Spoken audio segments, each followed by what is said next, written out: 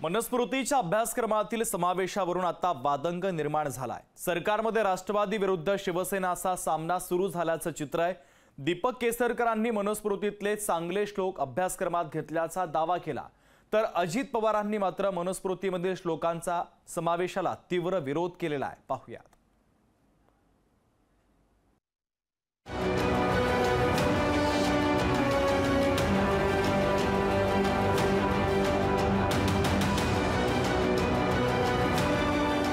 मनुस्मृतीच्या श्लोकावरून सरकारमध्येच मतभेद।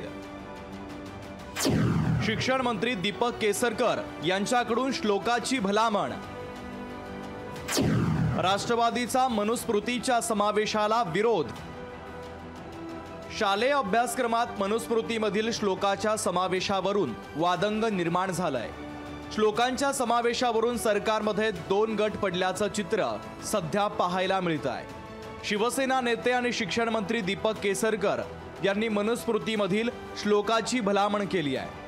अभ्यासक्रमात समावेश केलेले मनुस्मृतीमधील श्लोक चांगले असल्याचा दावा केसरकर यांनी केला आहे। मनुस्मृतीचं समर्थन कोणच करत नाही, परंतु त्याच्यामधला एखादा ग्रंथ आहे जो विद्यार्थ्यांच्या संदर्भातला आहे आणि त्याचा अर्थ चांगला आहे आणि त्याचा रेफरन्स दिला, याच्याबद्दल सुद्धा जी समिती आहे, या संदर्भातल्या आमच्या लहान कमिट्या असतात, यांनी आपली दिलगिरी डिपार्टमेंटकडे ऑलरेडी दिलेली आहे। राष्ट्रवादी पक्ष मात्र मनुस्मृतीच्या समावेशाच्या विरोधात आहे। मनुस्मृतीचा अभ्यासक्रमात समावेश होऊच देणार नाही अशी भूमिका आता अजित पवारांनी घेतली आहे। मनुस्मृती वगैरे भुजबळ साहेबांनी सांगितलं, त्याच्यामध्ये कुठल्याही परिस्थितीत आपण सरकारमध्ये असेपर्यंत तरी तसं आपण कोणी होऊन देणार नाही, तुम्ही काळजीच करू नका।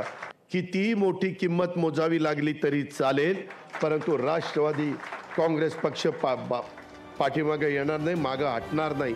दुसरीकडे राष्ट्रवादी शरदचंद्र पवार पक्षाचे नेते जितेंद्र आव्हाड यांनी सरकारची भूमिका संशयास्पद असल्याचा आरोप केला आहे। येत्या 29 मे रोजी महाडमध्ये मनुस्मृतीचं दहन करणार असल्याचं आव्हाडांनी म्हटलं आहे। येणाऱ्या 29 तारखेला महाड येथे सर्व बहुजनांना एकत्र करून या सरकारचे जे नवे उद्योग आहेत, पुस्तकांमध्ये मनुस्मृती आणणे, याच्या विरोधात आम्ही मनुस्मृतीचे दहन जे बाबासाहेबांनी केलं होतं त्याचं स्मरण ठेवून बाबासाहेबांच्या चरणांशी लीन होऊन आम्ही तेच धोरण अवलंबणार आहोत। आम्ही देखील मनुस्मृतीचं दहन करणार आहोत। मनुस्मृतीच्या श्लोकांच्या समावेशावरून सत्ताधाऱ्यांमधील वाद आता चव्हाट्यावर आलाय। लोकसभा निकालानंतर मनुस्मृतीतल्या श्लोकावरून सत्ताधारी आणि विरोधकांमध्ये जुंपण्याची दाट शक्यता आता निर्माण झाली आहे।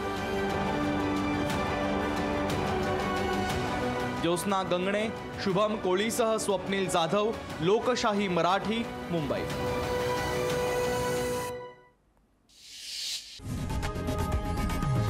लोकशाही मराठी ऐका, पहा, जागरूक रहा।